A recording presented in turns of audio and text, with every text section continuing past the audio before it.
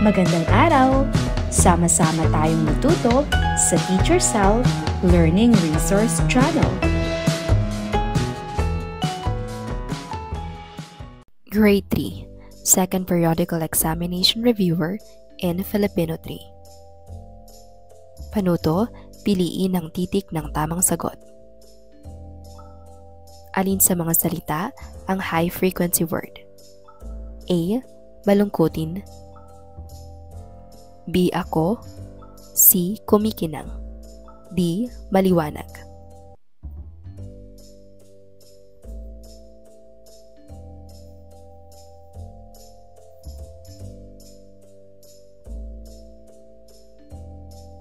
Mahusay, ang sagot ay B. Ako. Ano ang kahulugan ng salitang bansa? Batay sa konteksto, mahal ko ang aking bansa. A. Eskwela. B. Sarili. C. Bayan. D. Laro.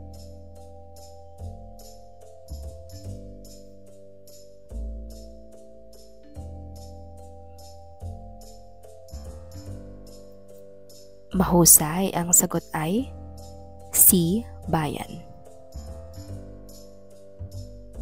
Alin ang halimbawa ng tauhan sa kwento? A. Bundok. B. Maria.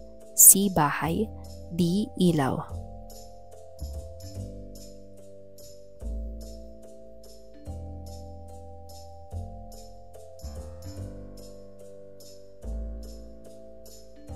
Mahusay, ang sagot ay B. Maria. Bakit mahalagang kilalanin ang tagpuan sa isang kwento? A. Para malaman kung saan naganap ang pangyayari. B. Para humaba ang kwento. C.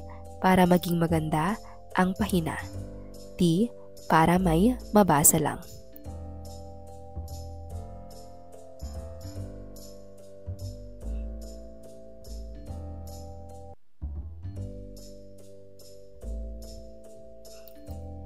Mahusay, ang tamang sagot ay A. Para malaman kung saan naganap ang pangyayari. Binasa ni Lea ang kwento at sinabi niyang masaya ang simula. Ano ang ipinapakita niya? A. Nagbibigay siya ng opinyon. B. Gumuguhit siya. C. Humihinto sa pagbabasa. D. Nagbilang ng salita.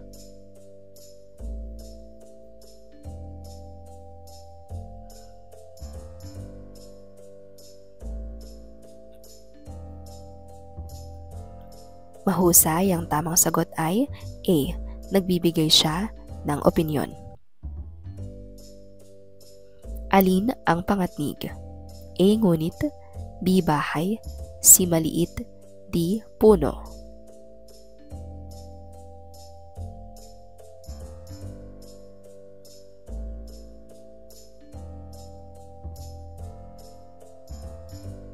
Tama, ang sagot ay A. Ngunit. Ano ang gamit ng pangatnig sa pangungusap?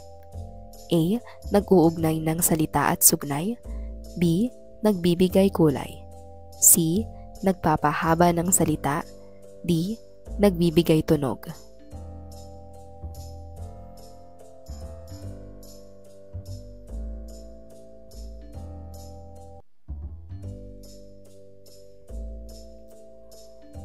Tama, ang sagot ay A. Nag-uugnay ng salita at sugnay. Alin ang nagpapakita ng suliranin? A. Nawalan siya ng lapis. B. Umupo si Ana. C. Kumain si Berto. D. Naglakad ang aso.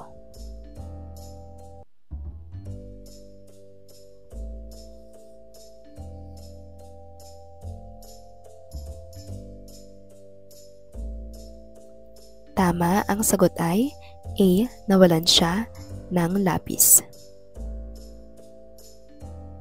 Bakit mahalagang makita ang solusyon sa kwento? A. Upang matapos ang problema. B. Para humaba ang kwento. C. Para lang may wakas. D. Para maabala ang mambabasa.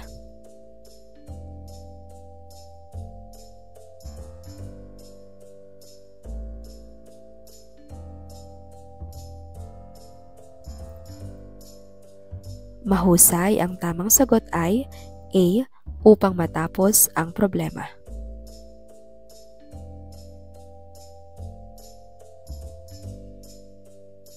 Sa pangungusap, matulungin si Juan dahil tinulungan niya ang kapitbahay. Ano ang katangian ni Juan? A. Tamad, B. Matulungin, C. Maingay, D. Malikot.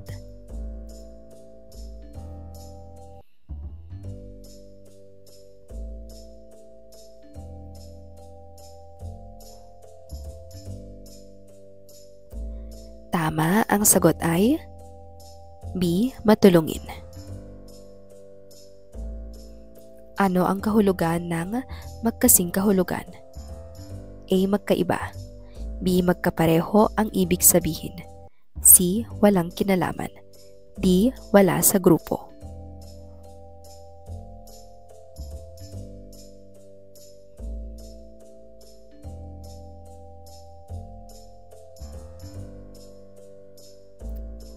Tama, ang sagot ay B. Magkapareho ang ibig sabihin. Ano ang kasing kahulugan ng malungkot? A. Masaya, B. Malamig, C. Malumbay, D. Maliit.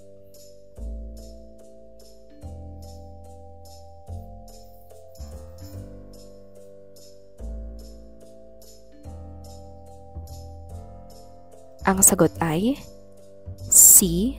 Malumbay. Ano ang kasalungat ng mabilis? A. Mabagal, B. Mataas, C. Malayo, D. Maliit.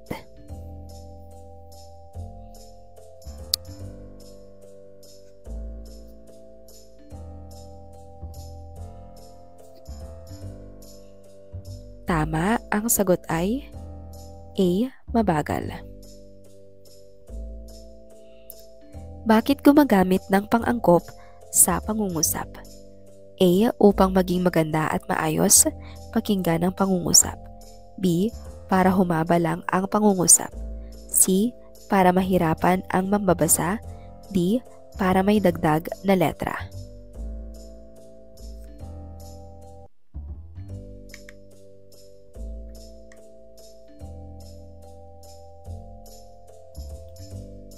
Mahusay, ang tamang sagot ay A.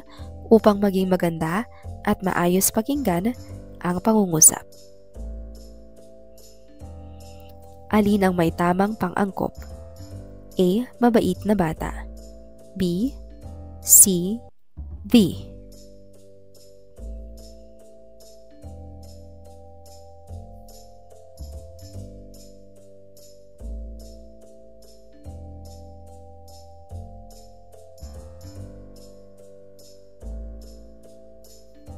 Tama, ang sagot ay C. Mabait na bata. Ano ang layunin ng patalastas? A. Manloko, B. Magbigay ng impormasyon, C. Magpaingay, D. Magpatawa lang.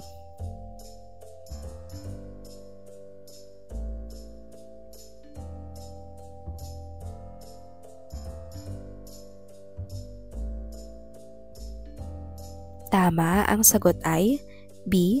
Magbigay ng impormasyon. Ano ang ibig sabihin kapag may nakasulat na bawal magtapon ng basura? A. Pwedeng magtapon, B. Walang pakialam, C. Hindi dapat magkalat, D. Maglaro muna.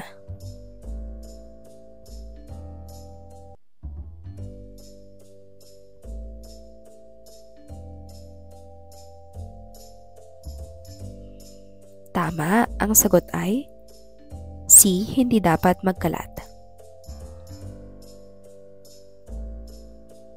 Alin sa mga ito ang halimbawa ng babala? A. Masarap ang tsokolate, B. Tumawid sa tamang tawiran, C. Makulay ang bahaghari, D. Malamig ang hangin.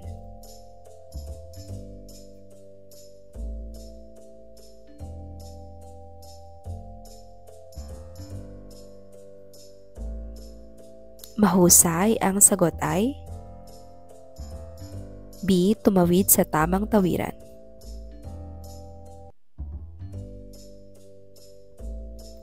Bakit mahalagang sumunod sa babala? A.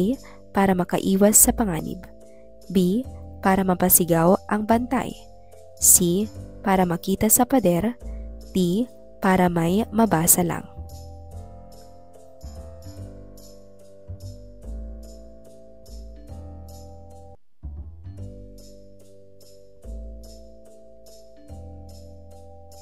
Mahusay, ang sagot ay A. Para makaiwas sa panganib. May babalang, ingat sa madulas na sahig. Ano ang dapat gawin? A. Mag-slide. B. Mag-ingat sa paglakad. C. Maglaro pa rin. D. Umupo sa sahig.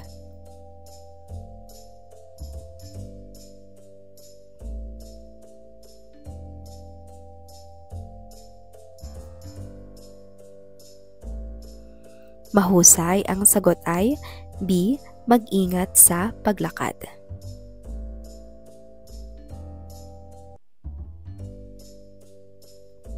Ano ang pangunahing layunin ng balita?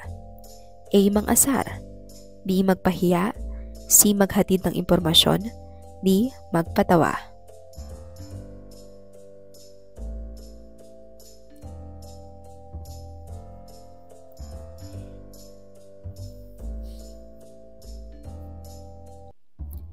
Tama, ang sagot ay C. Maghatid ng impormasyon.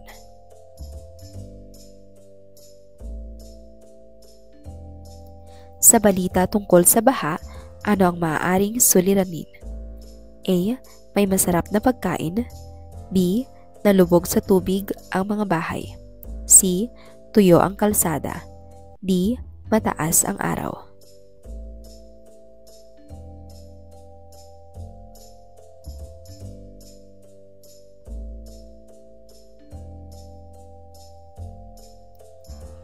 Tama, ang sagot ay B. Nalubog sa tubig ang mga bahay.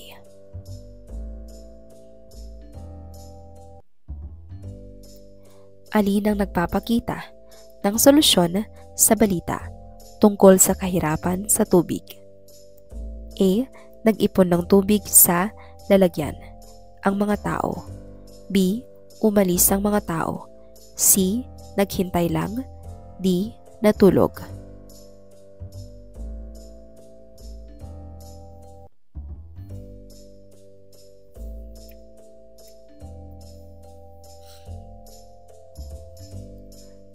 Tama, ang sagot ay A. Nag-ipon ng tubig sa lalagyan ang mga tao.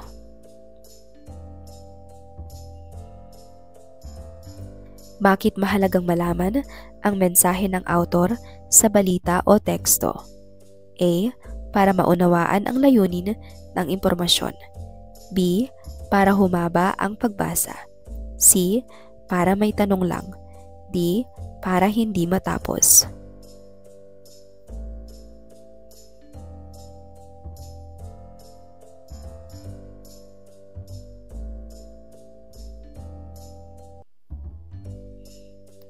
Mahusay, ang sagot ay A. Para maunawaan ang layunin ng impormasyon.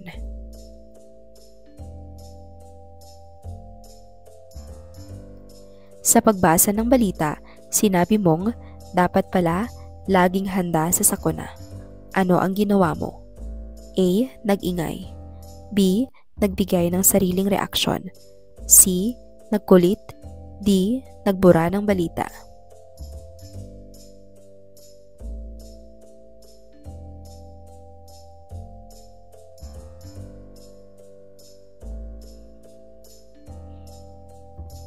Ang sagot ay B. Nagbigay ng sariling reaksyon. Alin ang halimbawa ng hudyat ng pag-iisa-isa? A. Una. B. Ngunit. C. At. D. Dahil.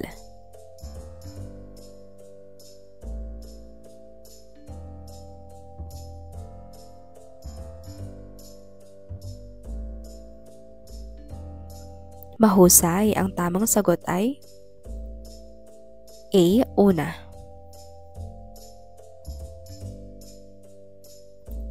Paano ginagamit ang salitang pangalawa sa pangungusap? A. Para ilista ang pangalawang ideya. B. Para magalit. C. Para magbura. D. Para matulog.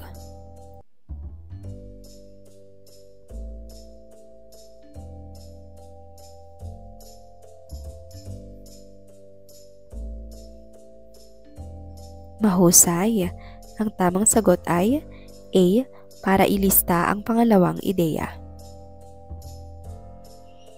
Alin ang tamang pagkakasunod-sunod?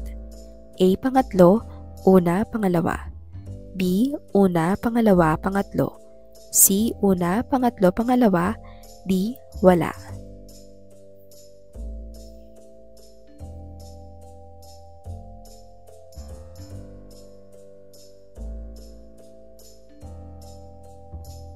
Tama, ang sagot ay B. Una, pangalawa, pangatlo. Bakit mahalaga ang mga hudyat ng pagsusunod-sunod sa talata? A. Para maging malinaw at organisado ang ideya. B. Para malito ang mambabasa. C. Para maging maiksi. D. Para walang makahula.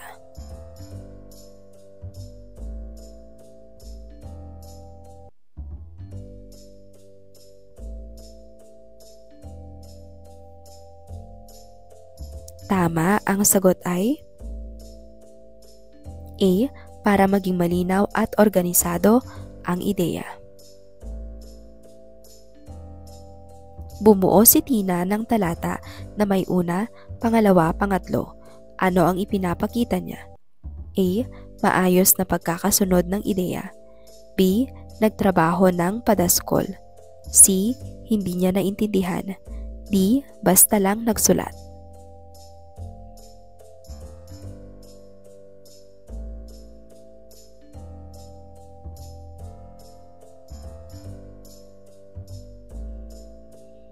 Mahusay, ang sagot ay A. Maayos na pagkakasunod ng ideya.